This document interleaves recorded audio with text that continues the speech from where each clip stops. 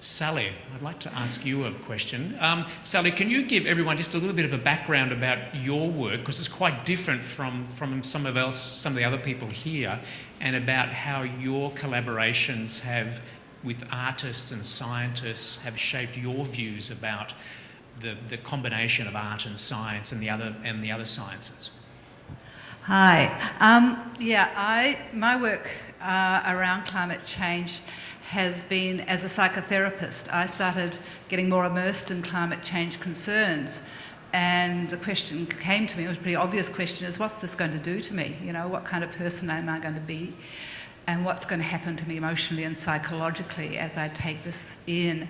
And it felt very much that I needed to do research around this with others, that it wasn't a question I could answer personally, it was a collective situation. And so the research I did was research through conversation, and that's in fact how I met Lisa. She participated in this, and it started off many good conversations between us. But yes, the conversation that took place over a year in a group was about observing and sharing psychological responses of people who were artists, scientists, policymakers, activists, and people who are otherwise ongoingly engaged with climate change. And what came out of that is conversations make us more resilient.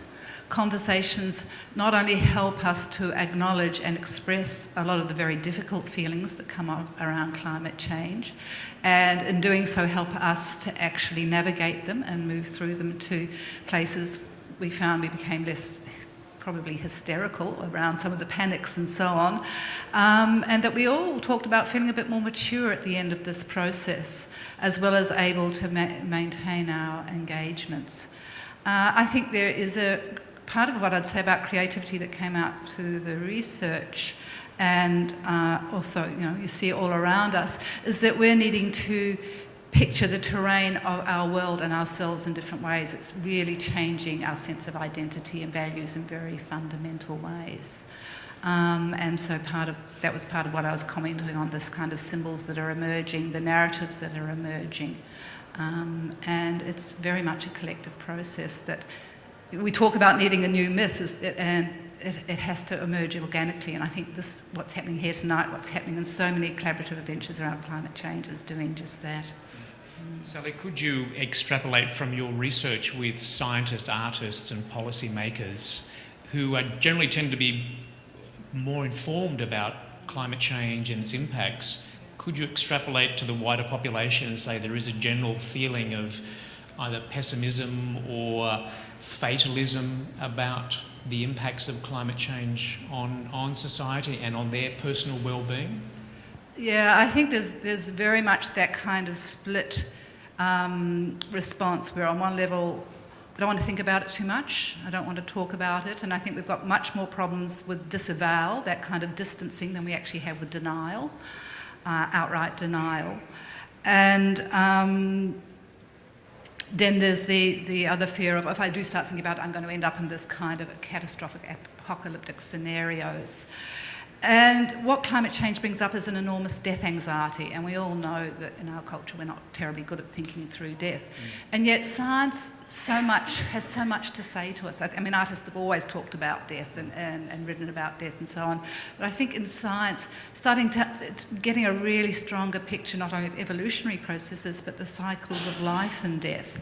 We had a very strong conversation through the research about how we felt about death, and we went from discussing how we might survive, who we might eat or who we might not eat should things get very dire, to much more grounded conversations about how do we feel about our own deaths, what did we think, would there be any immortality, what does it mean if our molecules break down and we stay here on Earth.